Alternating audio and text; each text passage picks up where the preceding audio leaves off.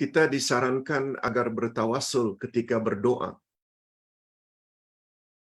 Dan tawassul yang sebaiknya dengan al-asma'ul husna. Seperti ya hayyu ya qayyum, birahmatika astaghith, ya rahman ya rahim, ya latif, ya razzaq.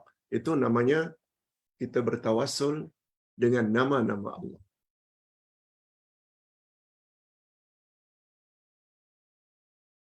Pertanyaannya, boleh tak kita bertawassul dengan salawat ke atas Nabi Muhammad sallallahu alaihi wasallam sedangkan baginda telah wafat?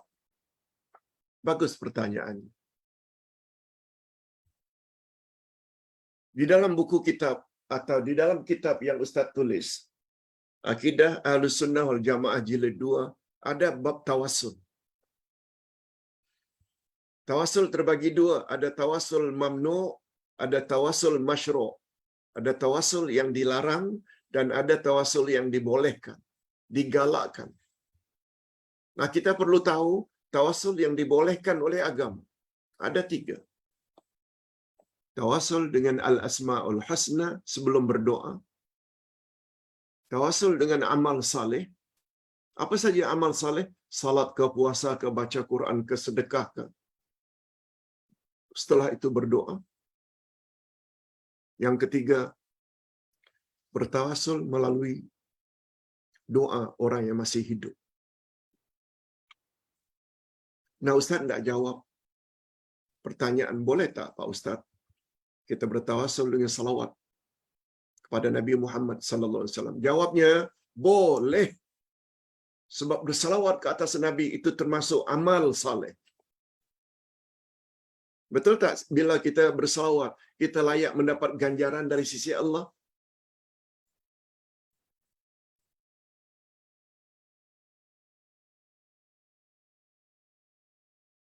Itu bukan kita meminta kepada Nabi Muhammad, bukan.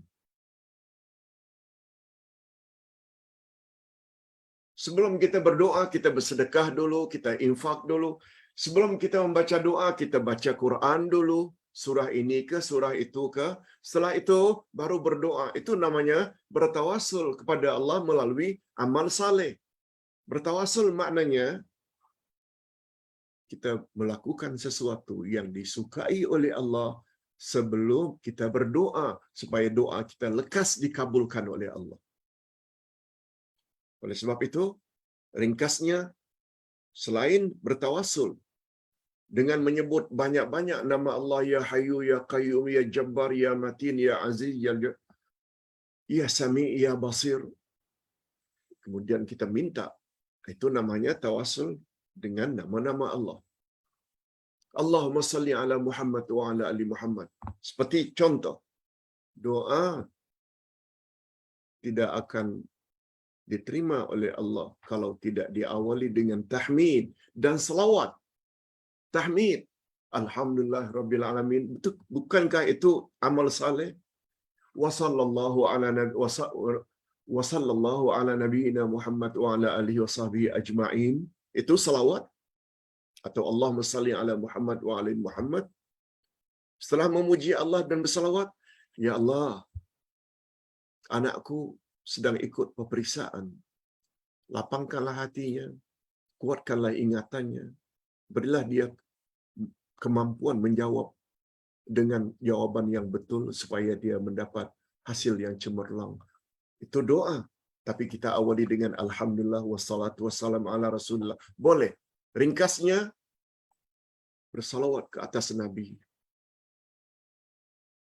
Dibolehkan sebelum kita berdoa.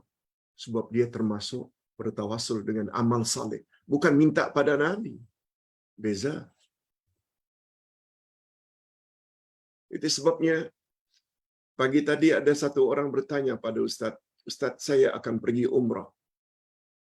Saya ada dengar seseorang menyuruh, sampai di Madinah, kita ziarah kubur Nabi dan minta pada Nabi. Dan minta pada Nabi-Nabi yang lain. Ustaz jawab ringkas, tak boleh. Itu boleh bawa syirik. Nabi telah wafat. Memohon itu adalah ibadat. Iyyaka na'budu wa iyyaka nasta'in. Hanya pada Engkau kami beribadat dan hanya kepada Engkau saja kami memohon pertolongan. Memohon pertolongan itu adalah ibadat, dan ibadat tidak boleh ditujukan kecuali hanya kepada Allah. Nabi Muhammad bukan Allah. Lain halnya kalau baginda masih hidup, ya Rasulullah, tolong doakan untuk kami, itu boleh. Jangankan Rasul, Ustaz, tolong doakan supaya umrah kami mendapat ganjaran umrah makbulah, perjalanan kami lancar dan selamat pergi dan balik. Tolong doa Pak Ustaz. Itu boleh sebab Ustaz masih hidup. Okey. Pertanyaan yang kedua. Pak Ustaz, adakah salat sunat sebelum Jumaat? Di Mekah, lepas azan Zuhur langsung khutbah. Dan ada ba'diyah, iaitu setelah Jumaat memang ada. Tapi qabliyah Jumaat, sebelum Jumaat. Mohon pencerahan, ada tak qabliyah Jumaat? Hadirin dan hadirat. Di zaman Nabi Muhammad sallallahu alaihi wasallam, begitu juga dua khalifah sesudahnya, Abu Bakar dan Umar. Azan untuk salat Jumaat satu kali. Salat Jumaat dua kali ini bermula zaman Osman ibnu Affan.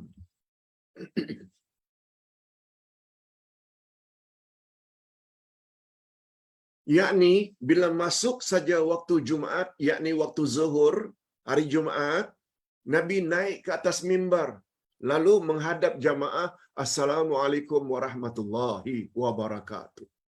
Nabi duduk lalu dilaungkanlah azan. Itulah dia azan untuk salat Jumaat. Satu kali saja. Demikian juga zaman Abu Bakar dan Osman, Zan Umar. Tapi di zaman Osman ibnu Affan, azan dua kali. Karena umat Islam ketika itu sudah mula ramai. Cuma dikatakan azan pertama itu lebih kurang 1 jam sebelum masuk waktu, dan azan itu dilakukan di pasar-pasar supaya orang yang sedang berniaga menghentikan aktiviti perniagaan mereka. Itu azan pertama. Lebih kurang 1 jam sebelum masuk waktu zuhur. Azan itu untuk memberi tahu.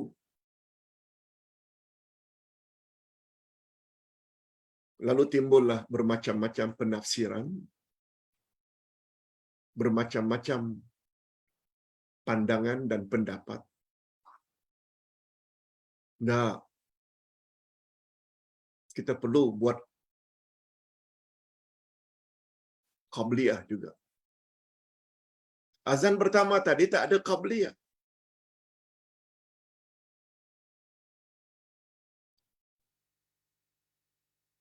Memang ada hadis sahih riwayat Imam Muslim. Seorang datang ketika Nabi sedang baca khutbah. Lalu yang datang terlambat itu mau duduk. Nabi tegur dari atas mimbar. Ya fulan, salli raka'ataini khafifatain.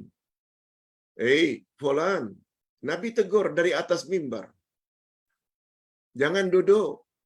Salatlah 2 rakaat secara ringan. Maknanya, setelah takbir, langsung baca Fatihah. Setelah waladhdallin, amin, langsung rukuk. Itu maksudnya. Tak perlu baca doa iftitah, tak perlu baca surah sesudah Al-Fatihah. Salli raka'ataini khafifatain. Imam An-Nawawi kata, itu salat tahiyatul masjid. Nabi larang duduk. Bukan qabliyah Jumaat. Itulah yang berlaku di Mekah. Itulah yang berlaku di Madinah. Namun demikian, Imam Asy-Syafi'i punya pandangan tersendiri. Kata beliau, Jumaat itu kan sama dengan Zuhur. Sebagaimana Zuhur ada qabliyah, Jumaat juga ada qabliyah. Itu pandangan. Bagi pandangan Ustaz, dalam hal ini kita biarlah bertolak ansur. Kalau Ustaz memang tidak salat qabliyah. Adapun orang yang mau salat, silakan. Perbezaan ini bukan perbezaan prinsip. Bagi pandangan Ustaz, ini bukan perbezaan dalam perkara usul atau pokok atau prinsip. Ini hanya perbezaan cabang. Ada baiknya kalau kita saling hormat menghormati. Tapi setelah Jumaat memang betul. Kalau dibuat di masjid, buat 4 rakaat. Tapi ada pandangan yang mengatakan bila kita buat di rumah, ba'diyah Jumaat, cukup buat 2 rakaat. Begitu menurut pandangan Imam Ibn Taymiyah. Baik. Pertanyaan yang ketiga.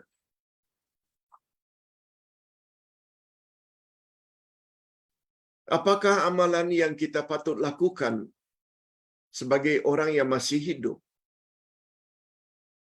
untuk membantu orang yang sudah mati mengikut sunnah Nabi?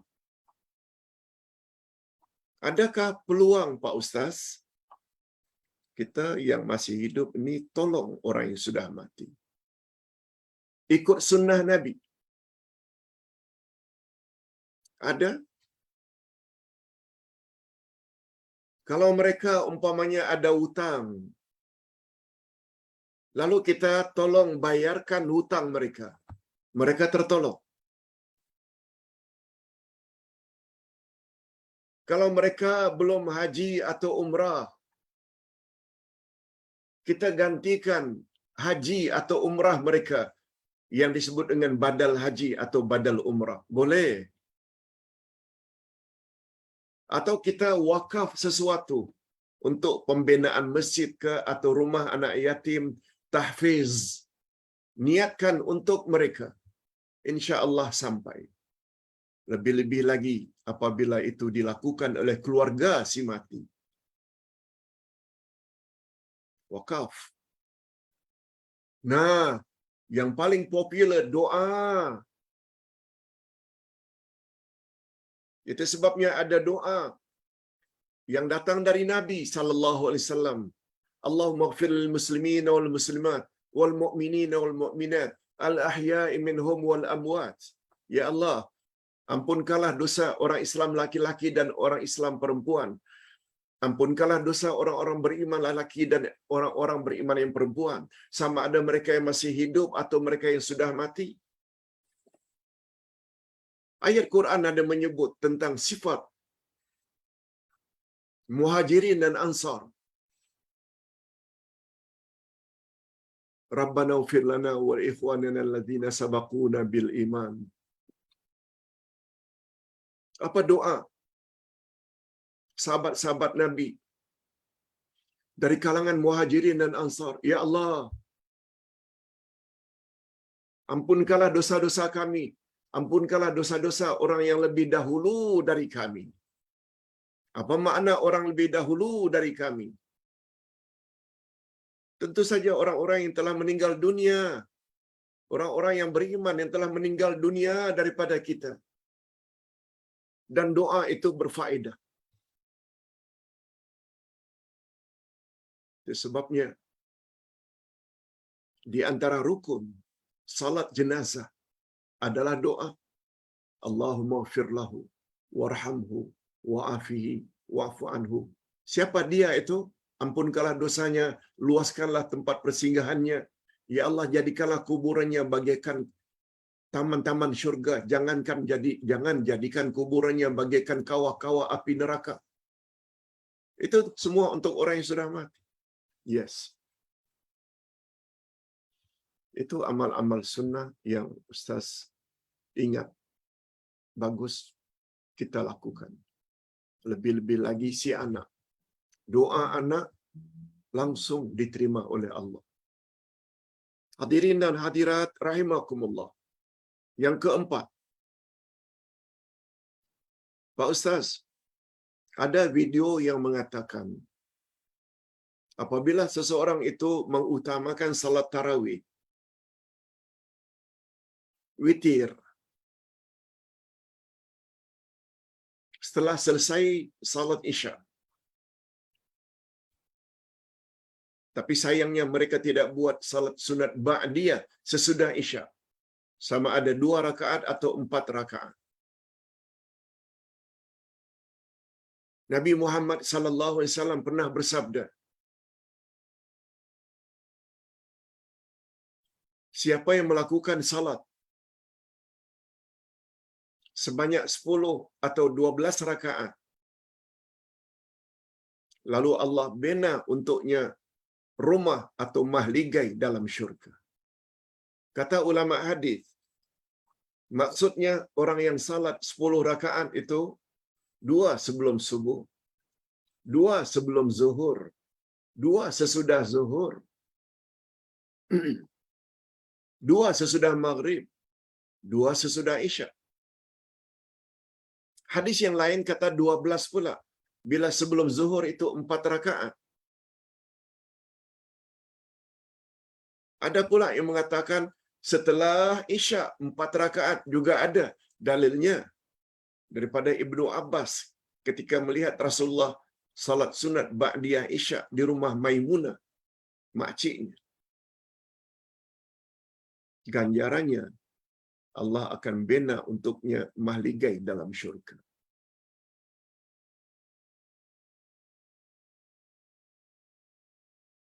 Begitu juga hadis lain, tapi ini tidak ada kaitannya dengan salat. Siapa yang membina rumahku di atas muka bumi, niscaya Allah akan bina untuknya mahligai dalam syurga. Ini fadilatnya orang yang menderma untuk pembinaan masjid.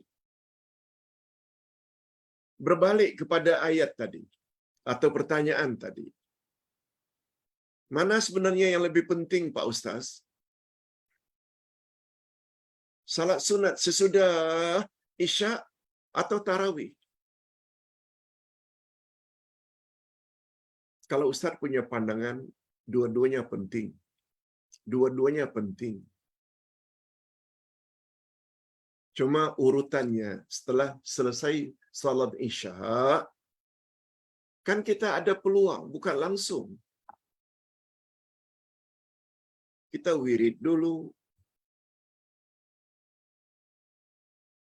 Salat sunat 2 atau 4 rakaat sesudah Isya, begitu tertibnya. Ba'diyah tentu saja maknanya sesudah Isya. Boleh 2, boleh 4. Dua-dua ada dalil dan sahih. Lihat keadaan. Andai kata agak awal tarawih dilakukan, buat cukup dengan 2. Kemudian disambung dengan tarawih 8 atau 20. Kemudian diikuti dengan witir. Itu yang terbaik. Tapi kalau ada yang mengatakan orang yang habis Isya langsung buat tarawih, itu dari sudut adab kurang beradab. Itu bermaksud kata penceramah, orang tersebut tidak ikhlas lillah. Ustaz tidak begitu setuju dengan tuduhan itu. Sebab semuanya sunat. Sesudah Isya sunat, tarawih sunat, witir juga sunat. Itu sebabnya kalau dulu, biarlah dulu. Kita tidak buat ba'diyah Isya. Tapi untuk Ramadan akan datang ini, begitu juga setiap hari untuk Isya itu ada ba'diyah. Dan besar ganjarannya, akan mendapat mahligai di akhirat nanti.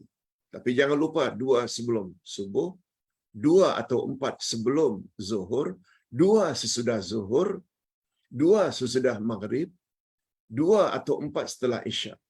Adapun sebelum asar juga ada.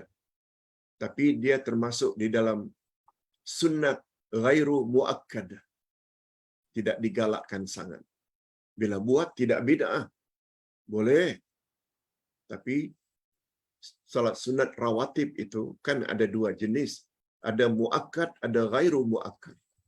Sila baca buku Ustaz himpunan salat-salat sunat Nabi Muhammad sallallahu alaihi wasallam. Pak Ustaz, pertanyaan satu lagi.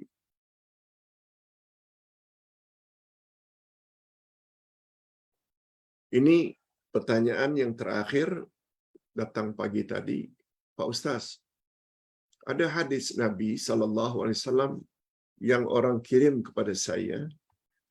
Siapa yang sakit, lalu dia baca 4 zikir ketika dia sakit, lalu dalam sakit itu dia meninggal dunia, maka dia tidak akan disentuh badannya oleh api neraka.